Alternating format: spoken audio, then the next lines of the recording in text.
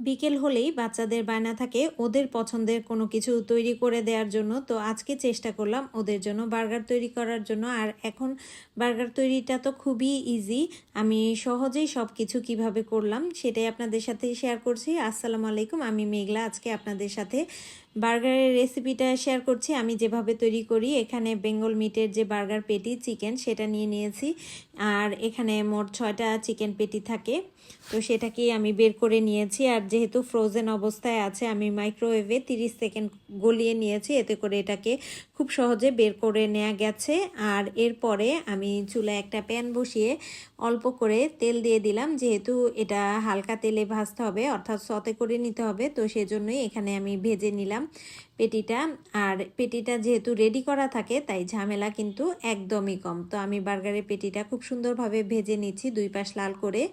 এখানে বার্গারের যে রেডি বানগুলো থাকে সেগুলো নিয়েছি এই বার্গারটা তৈরি করার জন্য। আর বার্গারের বানটাকে একদম ভালোভাবে কেটে নিব, অর্থাৎ স্লাইস করে নিব 2টা, যাতে করে এর মধ্যে সব কিছু দিতে আমার ইজি হয়। তো এইভাবে করে আমি সবগুলো বার্গার বনকে কেটে এক সাইডে রেখে দিচ্ছি। এবার একটা প্যানের মধ্যে বাটার দিয়ে আমি এই বার্গার বানগুলোকে একটু ভালোভাবে সেকে নিব, যাতে করে এর ভেতরটা একটু টোস্টের মতো হয়ে যায়।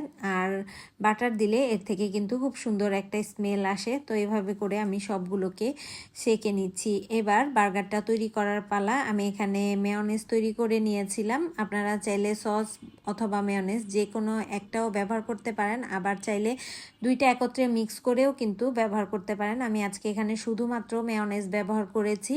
এবার এর মধ্যে দিয়ে দিচ্ছি টমেটো স্লাইস, আর সালাডটা আপনারা আপনাদের পছন্দ অনুযায়ী ব্যবহার করতে পারেন।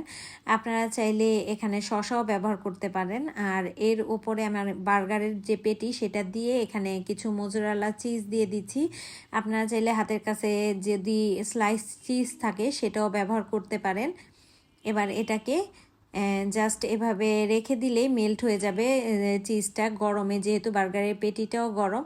তো এভাবেই তৈরি হয়ে যাবে মজাদার বার্গার। আপনারা বাসায় খুব সহজে কিন্তু এভাবে করে বার্গারটা তৈরি করে নিতে পারেন। তো আমি সবগুলো বার্গার তৈরি করে নিয়েছি, সাথে নিয়েছি চিকেন বল আর নাগেটস। দেখতে পাচ্ছেন আমার মেয়ে কিভাবে সাজিয়েছে। তো আজকের বার্গারটা দেখতে কেমন হয়েছে কমেন্ট করে জানাতে ভুলবেন না। আপনারা সবাই ভালো থাকবেন।